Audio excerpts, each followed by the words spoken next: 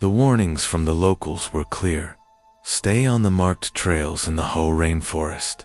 But when my compass spun wildly and the forest went unnaturally silent, I knew I'd stumbled off the path, not just geographically, but into something that watched from the ancient trees. My name is Marc, and I was an avid solo hiker, always seeking the most remote and challenging trails. My latest adventure brought me to the Olympic National Park in Washington State, specifically the breathtaking, primordial Hoh rainforest. I was a seasoned outdoorsman, confident in my skills, always equipped with the best gear, a map, and a compass. I considered myself a realist. The wilderness held dangers, yes, but they were always natural bears, cougars, harsh weather, never anything supernatural.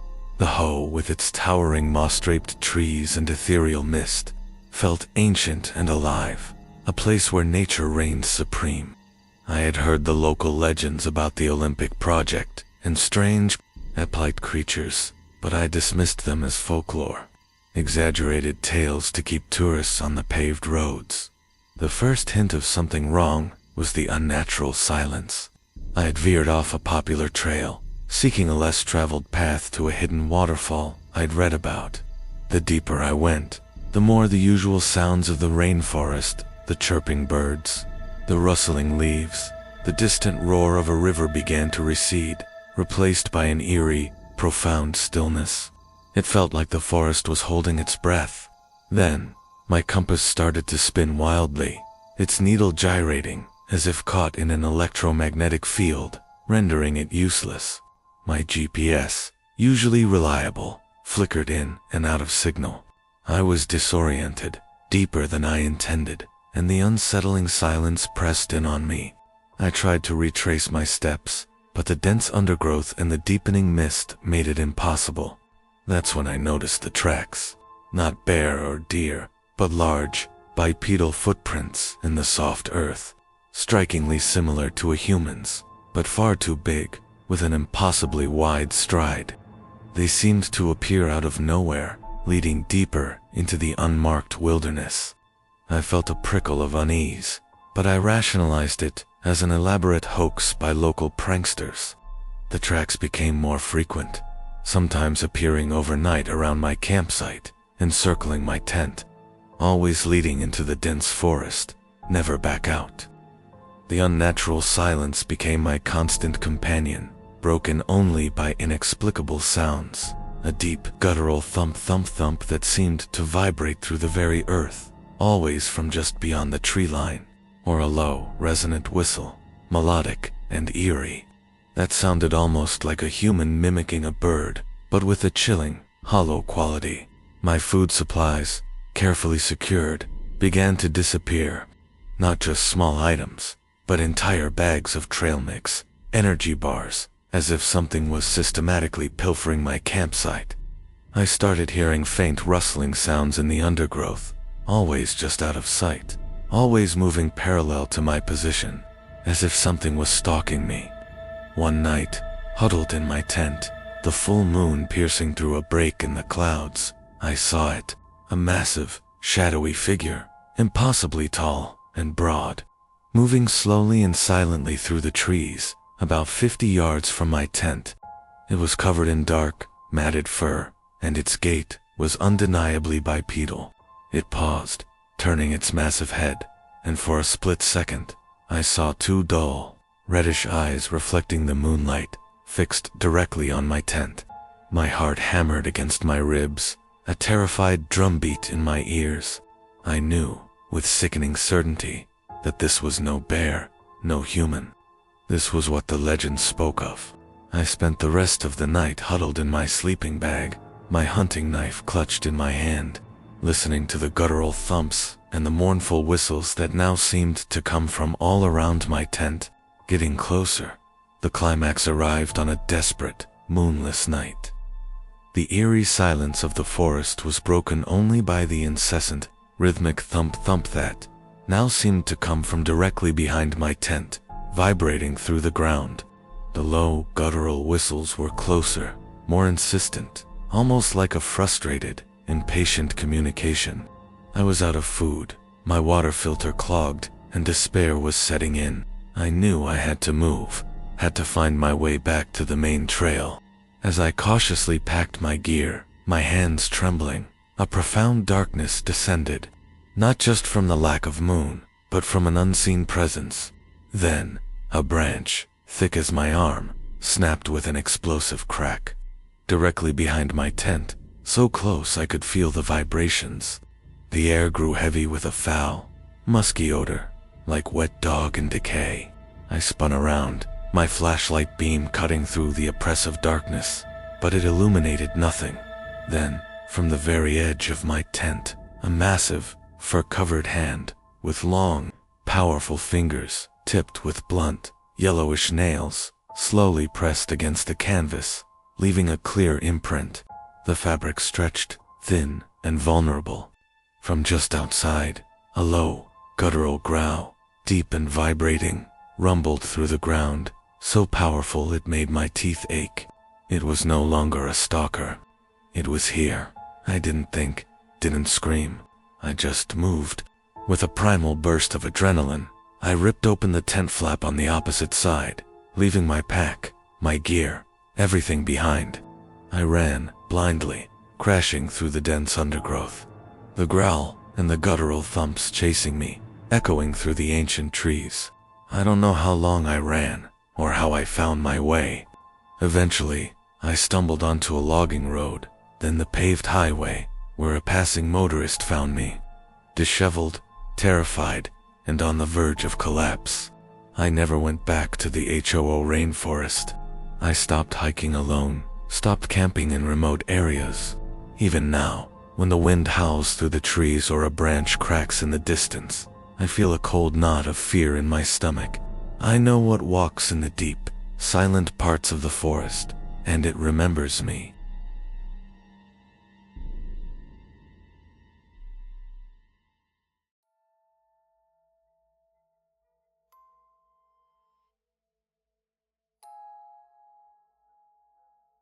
Never go off the main roads, especially after dark. But when my car inexplicably broke down deep within the winding, forgotten trails, the shadows started to move, and the distinct, leathery flapping began overhead, marking me as something's next prey. My name is Chris, and I was a 28-year-old urban explorer, always seeking abandoned places and forgotten corners of the world. My latest fascination was the infamous Jersey Pine Barrens in southern New Jersey, a sprawling, mysterious wilderness steeped in local legends and eerie tales of the Jersey Devil. I considered myself a skeptic, a rationalist, attributing all supernatural claims to folklore and overactive imaginations. I was armed with a detailed topographic map, a fully charged phone, and a healthy dose of urban bravado. The Barrens, with its dense, stunted pine forests, cranberry bogs, and sandy soil, felt ancient and foreboding, a stark contrast to the nearby bustling cities. I had heard the legends of the winged creature with the head of a horse, but I dismissed them as colorful local lore, a way to keep curious outsiders away from secluded hunting grounds or illicit activities. The first hint of something wrong was the sudden, complete failure of my car. I'd ventured off a paved road, following a barely visible dirt track that promised to lead to an abandoned glass factory. Suddenly, without warning, the engine sputtered, coughed, and died. No warning lights, no sound of impact, just dead silence. My phone had no signal, and the car wouldn't even jumpstart. I was stranded, deep in the heart of the Barrens, miles from any main road, as dusk began to fall. The forest around me was eerily still, the scent of pine needles and damp earth heavy in the air. I tried to walk back to the paved road, but the winding, indistinguishable tracks quickly disoriented me in the fading light. That's when the sounds began. Faint, rhythmic rustling in the dense undergrowth, always just out of sight, always moving parallel to my position, as if something was shadowing my every step. I dismissed it as deer or raccoons, common wildlife in the area. But then, a high-pitched, almost human-like screech ripped through the air. piercing the silence, seemingly coming from directly above me.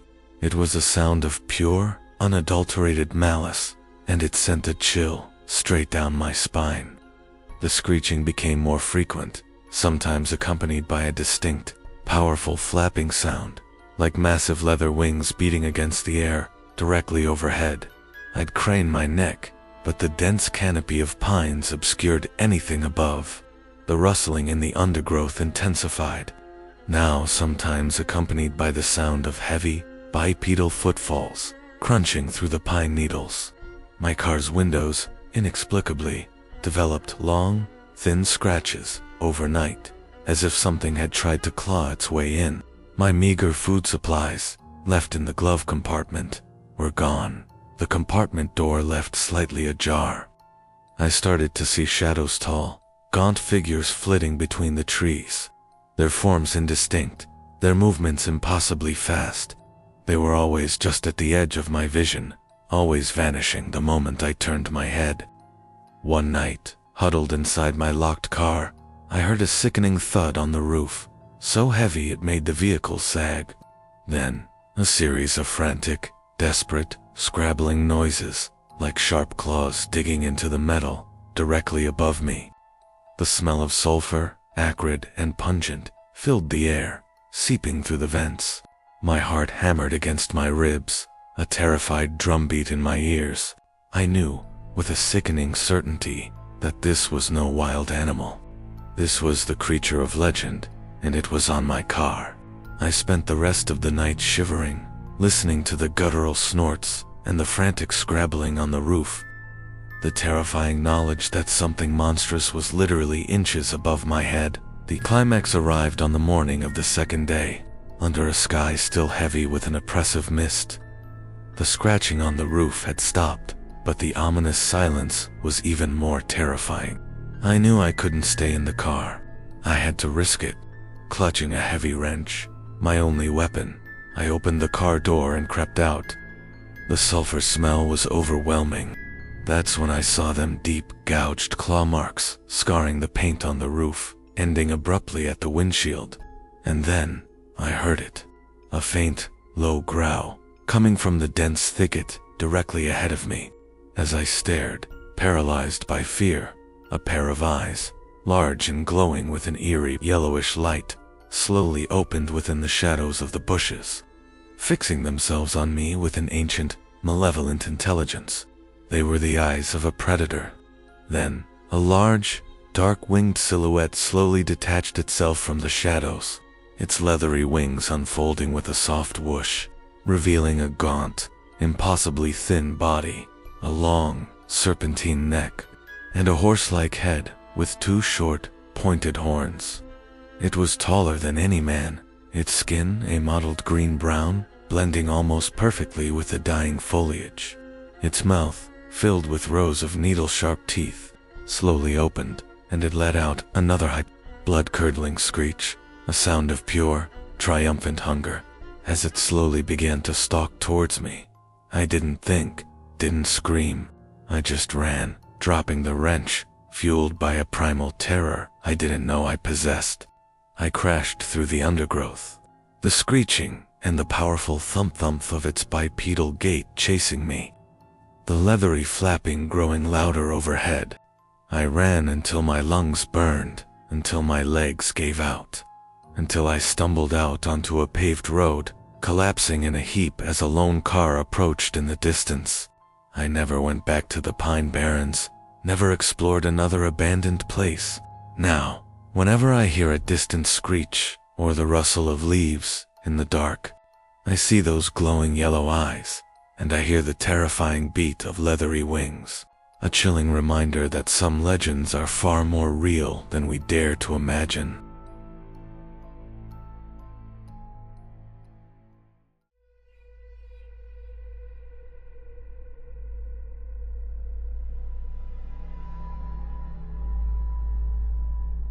The fishing trip to the remote swamplands of the Louisiana Bayou was supposed to be a peaceful escape, but when the fog rolled in thick and the local guide vanished, the faint, amphibious croaking that started echoing through the cypress trees made it clear We weren't alone in this ancient, murky wilderness. My name is Thomas, and I was on a much-anticipated fishing trip with my best friend, Mike.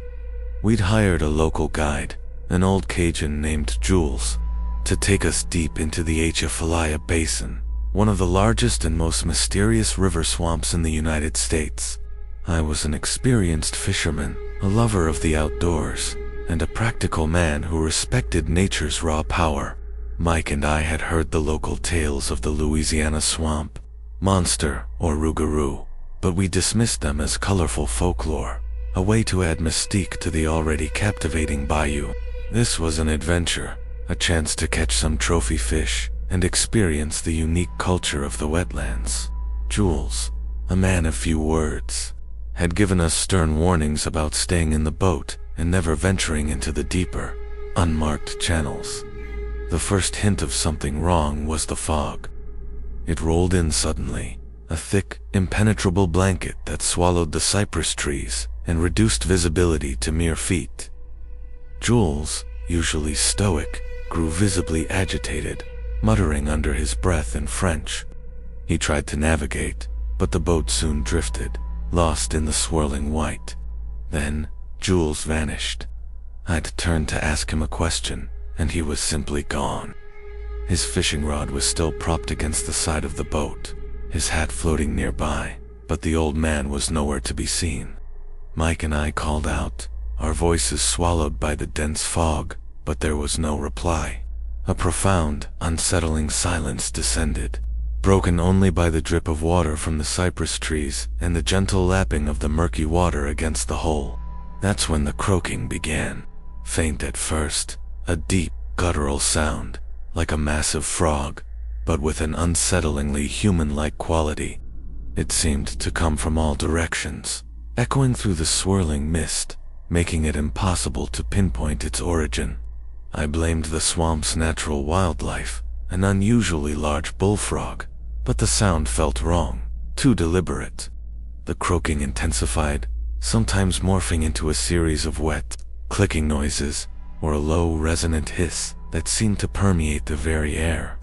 It was clear that whatever was making the sounds was moving, circling our boat, getting closer. Mike and I tried to start the boat's engine, but it sputtered and died, the battery inexplicably drained. We were stranded, adrift, in the endless, silent fog. The air grew heavy with a foul, musky odor, like stagnant water and decaying flesh, and smell that intensified whenever the croaking grew louder. We started seeing movement in the fog tall, shadowy figures flitting between the cypress trees, their forms indistinct, their movements unnaturally fluid. They were always just at the edge of our vision, always vanishing the moment we turned our heads.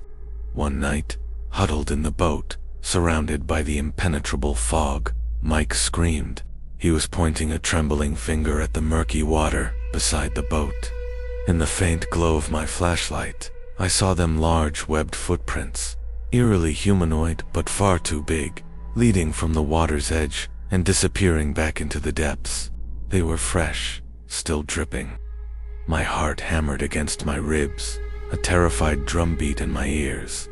I knew, with sickening certainty, that this was no alligator, no ordinary swamp creature. This was what the legends spoke of.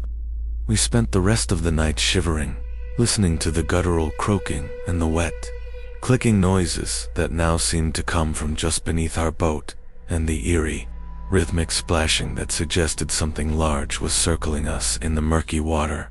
The climax arrived with a sudden, violent assault. The croaking and clicking intensified, coming from directly beneath the boat, vibrating through the hull. The foul, musky smell became overpowering. Suddenly, a massive, scaly hand, green and slimy, with long, webbed fingers tipped with razor-sharp claws, shot out of the murky water and slammed onto the side of our boat, nearly capsizing us. It was impossibly strong, its grip firm on the fiberglass. Mike screamed, scrambling away from it. Then, a hideous, amphibious head, large and bulbous, with glowing red eyes and a wide, toothy maw filled with rows of jagged teeth, slowly rose from the water, dripping with algae and slime. It was a grotesque, reptilian humanoid, its skin covered in thick, dark scales, its body massive and powerful. It let out a deafening, guttural roar, a sound of pure, ancient rage, and lunged towards Mike, its clawed hand reaching for him, its eyes, burning with malevolent intelligence, fixed on us with an unmistakable hunger. I didn't think, didn't scream. I grabbed a spare oar, and with a desperate, primal yell, I swung it with all my might at the creature's head. There was a sickening thud, a guttural shriek of pain, and the creature recoiled, its hand slipping from the boat, its head disappearing back into the murky water with a massive splash. Mike and I didn't hesitate. We frantically tried the engine again, and miraculously, it sputtered to life. We sped away, full throttle, through the swirling fog, leaving the croaking and the roaring and the terrifying creature behind us. We drove for hours, not looking back, until we reached civilization. We never went back to the bayou, never fished in those waters again. We told the authorities a fabricated story about getting lost and Jules abandoning us. How could we explain what we saw? Now, whenever I hear the distant croak of a frog, or the thick, heavy scent of stagnant water, I see those glowing red eyes, and I hear the terrifying roar of the swamp's true, ancient inhabitants, forever lurking beneath the murky surface.